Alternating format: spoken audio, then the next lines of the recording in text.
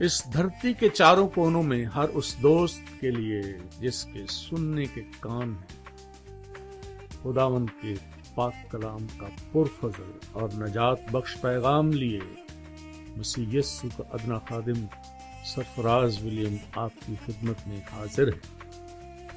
یہ پیغام Desi F M online radio کی وساطت سے نشر ہوگا۔ ہمارے پروڈیوسر پاسٹر جوئل کنگزلی اور پروڈکشن انجینئر جوئل چکوپالی ہیں۔ لیجیے سنیے۔ پیارے دوستو، خداوند کے پاک کلام میں سے آج کا جو مضمون ہے، آپ زبور کی کتاب میں جائیں، 124 زبور، Psalm 124 and I'm taking verse 7، دوسرا حصہ جو ہے 7ویں آیت کا، وہاں لکھا کہ جال تو ٹوٹ گیا اور ہم بچ نکلے۔ جال تو ٹوٹ گیا، the snare has been broken and we escaped۔ آج ہمارا مضمون جو ہے، ہم اس پر غور کریں گے کہ یہ جال ہے کہاں، کیسا جال ہے یہ، کہاں سے آ گیا ہے یہ جال، انسان اس میں پھنس گیا ہے تو اب کیا کرے۔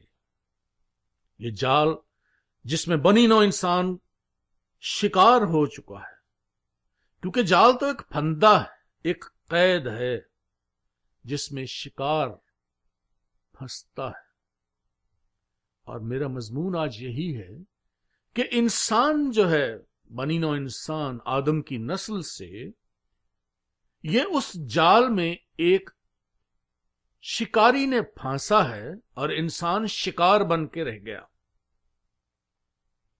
اس پھندے میں، اس قید میں، اور شکاری جو ہے یہاں وہ شیطان ہے۔ شیطان ایک ایسی چیز ہے جو انسان کو بہکانے کے لیے بہت رنگین جال بنتا ہے اس کے ارد گرد، اور شیطان نے یہی پھندا عدن کے باغ میں آدم اور حوا کے لیے تیار کیا۔ آدم اور حوا کی زندگی اس شیطان کے بہکاوے میں آ کر اس جال میں قید ہو گئی، پھنس گئی۔ آپ یہ دیکھیے کہ یہ گناہ کیوں کہا جاتا ہے، گناہ کیا ہے، اور سادی جو ڈیفینیشن میں آپ کو بتاؤں گا گناہ کی، وہ یہ ہے کہ خدا کے ہر فرمان کی، ہر حکم کی، جو آپ کو خداوند کا کلام بتاتا ہے، جب آپ نافرمانی کرتے ہیں، اس کے حکم کو توڑتے ہیں، تو آپ خداوند کی نافرمانی کرتے ہیں اور وہ آپ کے لیے گناہ بن جاتا ہے۔ جب ہم کلام پڑھتے ہیں پیدائش کی کتاب میں، جینیسس میں، تو جو میری سمجھ میں آیا وہ یہ تھا کہ آدم بڑی بے چینی سے، اور میں کلپنا کر رہا ہوں اس کی، جو کچھ میں نے سمجھا ہے، خداوند نے میری روح میں، میرے دل میں ڈالا، کہ وہ کس بے چینی سے خداوند کو ملنے کا انتظار کرتا ہوگا ہر روزہ دن میں۔ اس کے پاس تمام آسائشیں تھی، کسی چیز کی کمی نہیں تھی، اور کلام بتاتا ہے کہ خداوند اسے ملنے کے لیے روز آتا تھا۔ اور ایک دن ایسا آ گیا آدم کی زندگی میں کہ خداوند آیا اور خداوند نے پکارا کہ اے آدم، تو کہاں ہے؟ کیا خدا جانتا نہیں تھا؟ جانتا تھا۔ وہ آدم کے منہ سے سننا چاہتا تھا کہ میں گر گیا ہوں۔ ایک بات کا ذکر بہت ضروری ہے،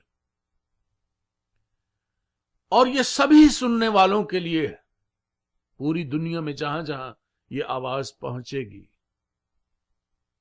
مسیحت ایک ایسا ایمان، ایک ایسا عقیدہ ہے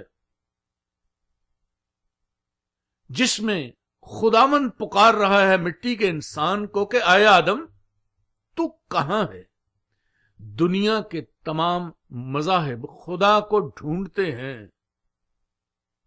and what a blessed Jesus, what a blessed God we have۔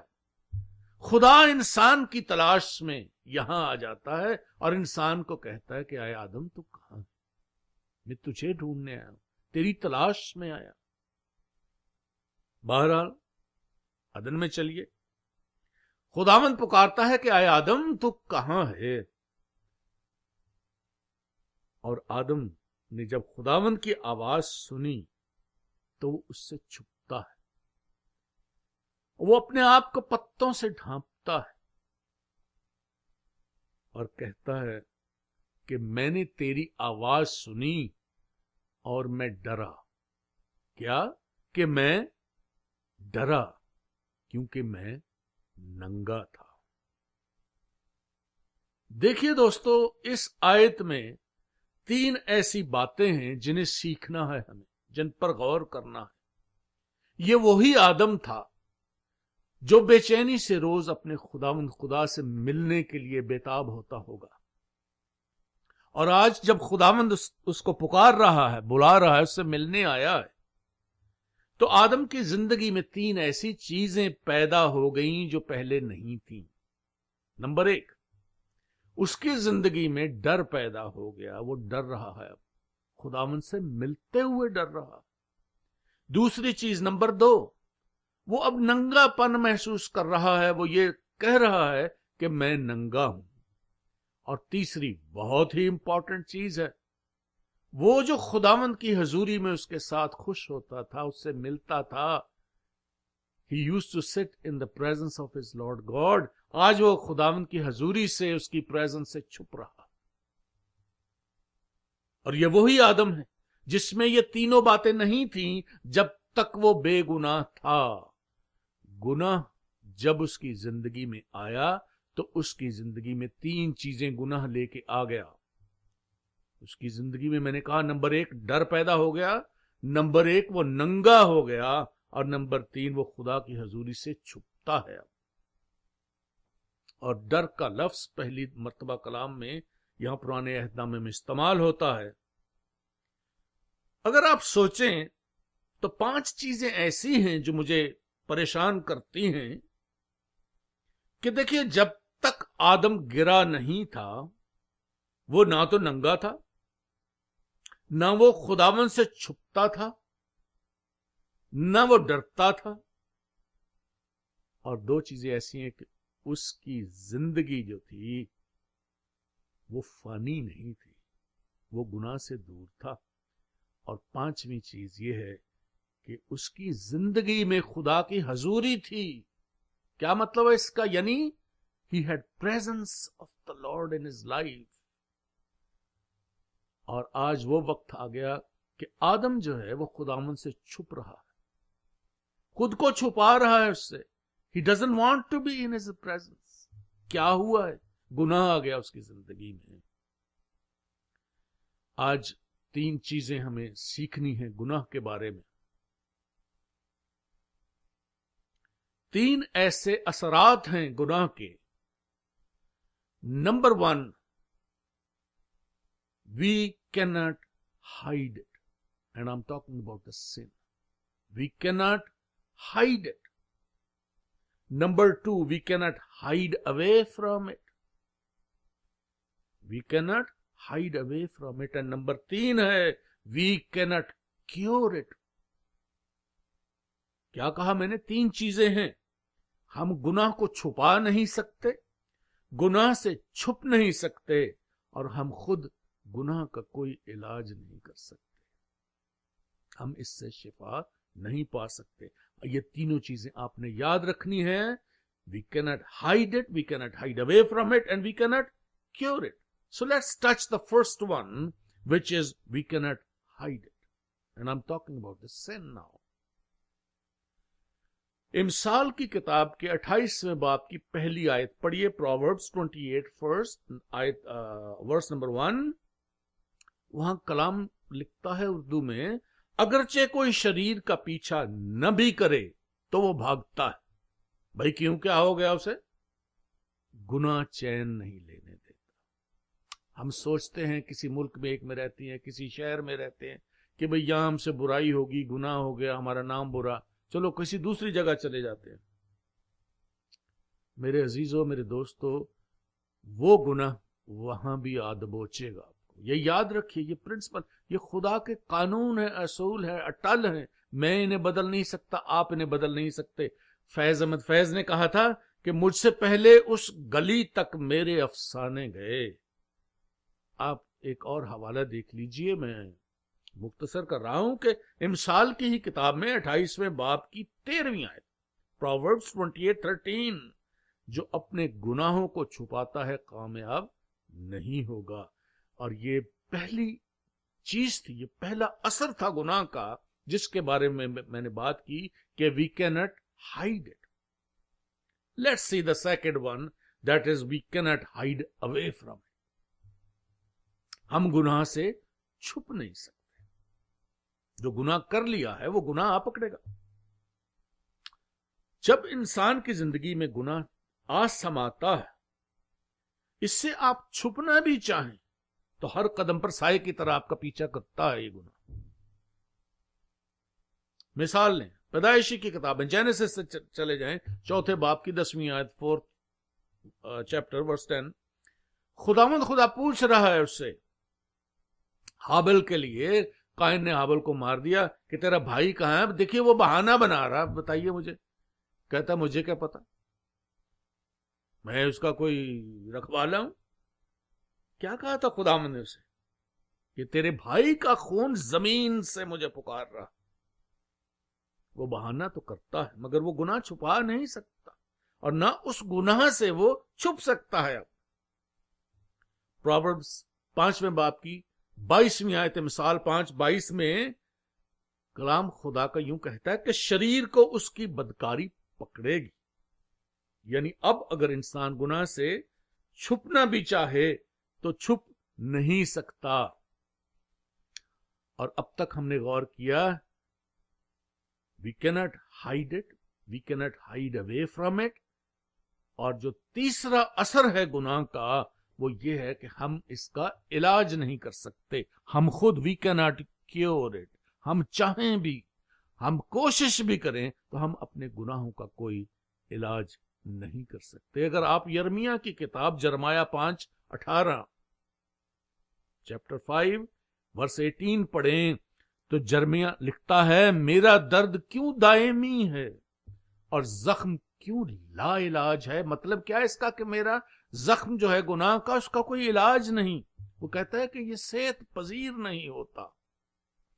میرا درد کیوں دائمی اور زخم کیوں لا علاج ہے، کہ صحت پذیر نہیں ہوتا، وہ کیور نہیں ہوتا. گناہ زندگی میں گھر کر گیا ہے، سرایت کر گیا ہے، اور وہ لا علاج ہے. ہم خود اس کا کوئی علاج نہیں کر سکتے. اور آج ہم اسی ٹاپک پہ، اسی موضوع پہ بات کر رہے ہیں کہ جال تو ٹوٹ گیا اور ہم بچ نکلے. یہ جال جس کا شکار انسان ہوا ہے باغ عدن میں، وہ ٹوٹا تو کیسے ٹوٹا، کیا ہوا؟ کبھی کبھی ہر پیغام میں ہمیں بنیاد کو چھونا پڑتا ہے، کیونکہ جب یہ پیغامات یوٹیوب پہ جائیں یا جیسے اب ریڈیو پہ نشر ہو رہا ہے تو مسیحی لوگوں کے علاوہ غیر مسیحی بہت دوست پوری دنیا میں، those that are not believers، وہ بھی سنتے ہیں ان پیغام کو. تو اس بنیاد کو، فاؤنڈیشن کو ہمیں چھونا پڑتا ہے. میں یہ چند چیزیں کہنا چاہتا ہوں کہ بہت لوگ یہ خیال کرتے ہیں کہ خدا محبت کرے گا اور سب کو معاف کر دے گا، چھوڑ دے گا. دوستو بچیے اس تعلیم سے. This is very wrong teaching. ایسا نہیں ہو سکتا. اگر ایسا ہوتا تو there was no need for Christ to come on the face of earth, اور there was no need that he should go to cross. دیکھیے خدا لا تبدیل خدا ہے، اس کا قانون ہمیشہ اٹل رہتا ہے، وہ بدلتا نہیں. اور خدا ایک منصف خدا ہے. اگر وہ صرف محبت کرے تو منصف نہیں رہتا، اور صرف انصاف کرے تو وہ محبت کا خدا نہیں رہتا. اور خدا جانتا تھا کہ آدم گناہ میں گر چکا ہے اور خود اس کا کچھ نہیں کر سکتا، کچھ اس کے پاس علاج نہیں ہے، تو وہ کیا کرے؟ وہ باپ بھی ہے، وہ محبت کا خدا بھی ہے اور مگر وہ انصاف کا خدا بھی ہے. تو خدا کی ذات نے کیا کیا؟ محبت بھی کی اور انصاف بھی کیا. اور اس شفیق باپ نے، محبت سے بھرے باپ نے اپنی ذات میں ایک کفارہ ٹھہرایا کہ انسان کو بچا بھی سکے اور اس کی محبت کے خدا ہونے کا اور انصاف کے خدا ہونے کا تقاضا بھی پورا ہو سکے. وہ منصف بھی رہے اور محبت کا خدا بھی رہے. اب پیدائش کی کتاب میں 3 باب کو پڑھیے گا، 15ویں آیت جو ہے وہ کہتا میں تیرے اور تیری اور عورت کی نسل کے درمیان عداوت ڈالوں گا. کیا ہے اس کا مطلب؟ ایک پرنسپل ہمیشہ یاد رکھیے، عورت سے کبھی نسل نہیں ہوتی. یہ اشارہ تھا خداوند یسوع مسیح کے دنیا میں آنے کا، تاکہ خدا کا انصاف اور باپ کی محبت دونوں پوری ہو سکیں. پیدائش کی کتاب میں جائیے 3:24 میں وہ آدم کو نکال دیتا ہے، عدن سے نکالتا ہے، لیکن پھر اس کی محبت آڑے آ گئی. بھائی کیا کیا اس نے ان کے ننگے پن کو ڈھانکا. کیسے؟ چمڑے کے کرتے پہنا دیے. اب میں تو اکثر کہتا ہوں لوگوں سے، بھائی وہاں کوئی ایسا درخت تو نہیں لگا ہوا تھا جس پر چمڑے کے کرتے لٹکے ہوئے تھے؟ برہ تب بھی ذبح ہوا تھا، ایک برہ تب بھی قربان ہوا تھا، لیکن یہ اشارہ تھا اس آنے والے برے کا. کیونکہ اب عدن میں تو خدا نے ان کے جسمانی ننگ کو ڈھانکا تھا، لیکن اس گناہ کا کیا کرے جو آدم کر چکا ہے؟ اس گناہ کی وجہ سے وہ پھر ننگا اور ڈر رہا. وہ ڈر کیسے دور ہو؟ تو اس ننگے پن کو ڈھانپنے کے لیے جو اس کی روح میں آ گیا ہے اور وہ گناہ جو اس میں سرایت کر گیا ہے، اس کا علاج کرنے کے لیے خدا نے یہ اشارہ دیا کہ آنے والے زمانوں میں ایک برہ خدا مہیا کرے گا جو انسانیت کے ننگے پن کو ڈھانپے گا. اسی لیے اس نے عدن میں تو چمڑے کے کرتے پہنا دیے، مگر خدا نے خود اس کا علاج کرنے کی ٹھان لی. اور تیسرا ہم یہ دیکھ رہے ہیں کہ we cannot cure it. This was the step towards it. آپ جرمیا پڑھیں، یرمیا کی کتاب 17واں باب 14ویں آیت، اور وہ یرمیا کہتا ہے کہ آئے خداوند تو مجھے شفا بخشے تو میں شفا پاؤں گا، تو ہی بچائے تو میں بچوں گا. We cannot hide it, we cannot hide away from it, and we cannot cure it. اور خدا کا کلام یہ بتا رہا ہے اس کے بارے میں، آئے خداوند تو مجھے شفا بخشے گا تو میں شفا پاؤں گا، تو ہی بچا لے تو میں بچوں گا.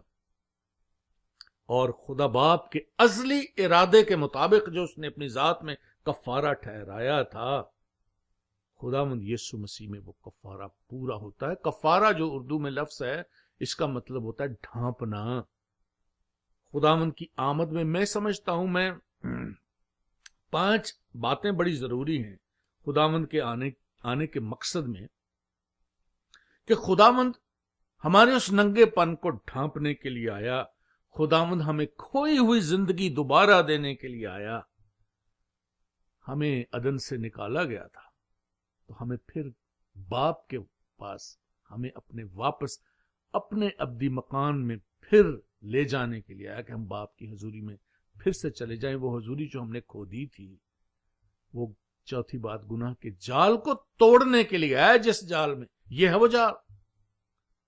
اور 5ویں بڑی اہم بات ہے، آدم نے کیا کہا تھا؟ میں ڈرا. وہ اس ڈر کو دور کرنے کے لیے آ گیا، خود آ گیا، اپنا تخت چھوڑا. دیکھیے جیسے کرسمس جب آتا ہے تو everybody hears that message, we read about that. فرشتے کیا کہتے ہیں؟ ڈرو مت، ڈرو مت. خوشی کی خبر ہے، خوشی کی بشارت ہے. یعنی اب وہ ڈر دور کیا جا رہا ہے جس میں آدم گر گیا تھا. تو علاج کیسے ہوا؟ علاج اس برے کے، اس لیمب آف گاڈ کے آنے سے ہوا، ورنہ اس کا کوئی علاج نہیں۔ اور اس کفارے کا ذکر یوں دیکھیے، یوحنا 1:29 میں جائیے، جان 1:29 لکھا کہ خدا کا برا جو گناہ اٹھا لے جاتا ہے، جہان کے گناہ، پورے جہان کا گناہ اٹھا لے جاتا ہے۔ تو کیا کہا ہم نے؟ کفارہ جو زندگی بخشتا۔ خدا نے خود کہا میں اس لیے آیا کہ وہ زندگی پائیں اور کثرت کی زندگی پائیں۔ یوحنا 3:16 کتنی مشہور آیت ہے، every believer knows about it, John 3:16۔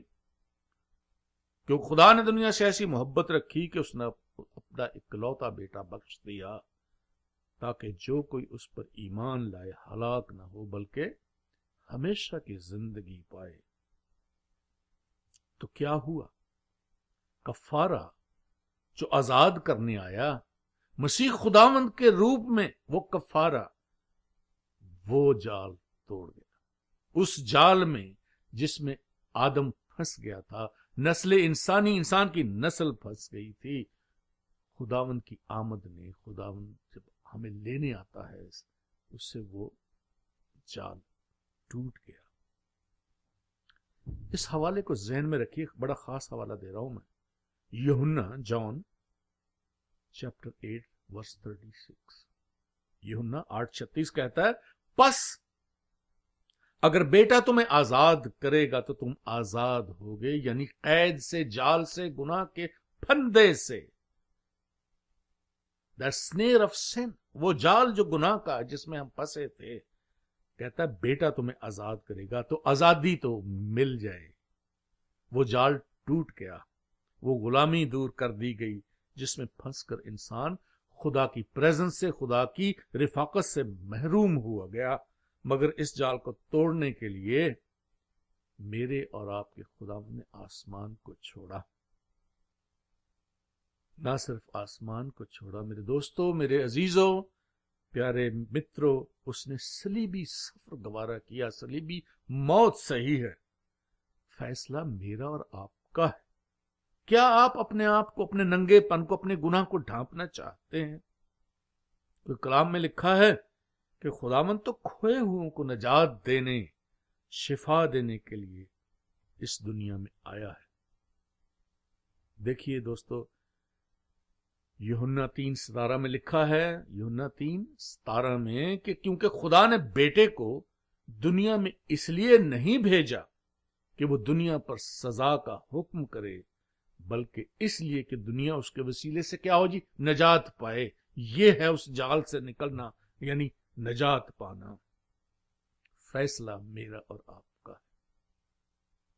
پولوس لکھتا ہے رومیو کے خط 6:14 میں، رومیو 6:14 میں، گناہ کا تم پر اختیار نہیں کیونکہ تم اب فضل کے تحت۔ یہ فضل، یہ گریس صلیب پر کیا۔ اس فضل پر ہمیں خدا کا شکر کرنا ہے۔ یہ کلوری پہ، صلیب پر خداوند نے خون بہا کر ہمیں مفت دے دیا، لیکن اس نے اپنی جان دی ہے۔ آج اس سچائی کو قبول کیجیے۔ انسان کے پاس کوئی چارہ نہیں ہے۔ خدا کا قانون اٹل ہے، بغیر خون بہائے معافی نہیں۔ انسانیت کے سارے گناہ کے لیے ایک کامل، کافی اور پوری قربانی کی ضرورت تھی۔ آپ 1,000,000 جو بکرا ہے، بھیڑ ہے، روز ذبح کیجیے، لیکن اس خداوند کے انتظام کے لیے ضروری تھا کہ کفارہ جو ہے وہ ایسا ہو جو پوری انسانیت کا گناہ جو ہے وہ بر ذبح کیوں کیے جاتے ہیں؟ ہمارے دوست کیوں کرتے ہیں؟ وہ اپنے گناہوں کے لیے کرتے ہیں، ان کے کفارے، ان کی مخلصی کے لیے کرتے ہیں، لیکن وہ ایک دور تھا۔ اب خداوند نے ایک کامل اور کافی قربانی ہمیں دی ہے، اور یوحنا 3:36 لکھتا ہے کہ جو بیٹے پر ایمان لاتا ہے ہمیشہ کی زندگی اسی کی، ہمیں ایور لاسٹنگ لائف ملتی ہے۔ لیکن جو بیٹے کی نہیں مان، وہ کہتا ہے زندگی کو نہ دیکھے گا بلکہ اس پر خدا کا غضب رہتا۔ یعقوب لکھتا ہے اپنے خط میں پہلے باب کی 24ویں آیت میں کہ اس کلام کو حلیمی سے قبول کر لو، یہ تمہاری روح کو نجات دے سکتا ہے۔ ہم جسم کا علاج تو ڈھونڈ سکتے ہیں، روح کو بھول، روح جس نے ہمیشہ رہنا ہے اس کا کیا علاج ہے؟ ایک بے عیب اور بے داغ برہ خدا نے خود قربان کیا ہے اور یہ جال ٹوٹا ہے۔ یہ پطرس کے خط میں اگر آپ جائیں، ایک آیت ہے کہ اس کا علم تو بنا عالم کے پیشتر سے تھا مگر ظہور آخری زمانے میں ہوا۔ یہ پطرس کے خط میں۔ دوستو ایک بات سنیں اس سے پہلے کہ میں اس پیغام کو ختم کروں۔ یہ قصہ سارا ایک باغ سے شروع ہوا۔ کہاں سے؟ باغ سے، عدن کے باغ سے۔ درخت کا پھل کھایا، آ کر ختم کہاں ہوا؟ پھر ایک باغ پہ، گیتسمنی کے باغ پہ۔ اور پھل کیا تھا؟ خدا ان کی صلیب کے درخت کا پھل تھا، اس پر لگا ہوا ہے یہ پھل زندگی کا۔ آپ کو کیا کرنا ہے؟ صرف اسے قبول کرنا ہے، توبہ کے دروازے سے گزرنا ہے۔ لوکاشفا کی کتاب میں لکھتا ہے 21 باب میں الفا اور اومیگا ہوں اور میں پیاسے کو آب حیات یعنی زندگی کے چشمے سے مفت پلاؤں گا۔ آپ کو کچھ نہیں کرنا، خداوند کو قبول کرنا ہے۔ اس نے وہ جال توڑ دیا ہے، ہمیں آج اس سے باہر نکلنا، ایک نیا جنم لینا ہے، یعنی نیو برتھ۔ کیونکہ اس کے بغیر، اس نیو برتھ کے بغیر، اس نئے جنم کے بغیر کوئی باپ کو نہیں دیکھے گا۔ ہمیں اپنے جامے، اپنے لباس اس برے کے خون سے دھونے ہیں اور زندگی کے اس درخت کے پاس آنے ہیں تاکہ ہمارے نام جو ہیں برے کی کتاب میں، لیمز بک آف لائف میں لکھے جائیں۔ جس کسی کا نام اس کتاب میں نہیں ملے گا وہ خداوند کے تخت کے پاس نہیں جا سکتا۔ یہ یاد رکھیے گا بات۔ اور آج کلوری پر شفا کا، نجات کا وہ پیغام آپ کے لیے اس کے خون کے وسیلے سے آپ کے لیے موجود ہے، اسے قبول کیجئے۔ یہ آپ کو اس زندگی تک لے جائے گا جو آدم نے کھو دی تھی۔ خداوند آج آپ کو بڑی برکت دے۔ اگر آپ کی سمجھ میں آج خداوند کا کلام آیا ہے، آپ نے اسے دل میں جگہ دی ہے، توبہ کے دروازے سے آپ گزرے ہیں، تو آپ زور سے للکاریے، خوشی سے پکاریے کہ جال تو ٹوٹ گیا اور میں بچ نکلا، میں بچ نکلی۔ خداوند آپ کو برکت دے، آمین۔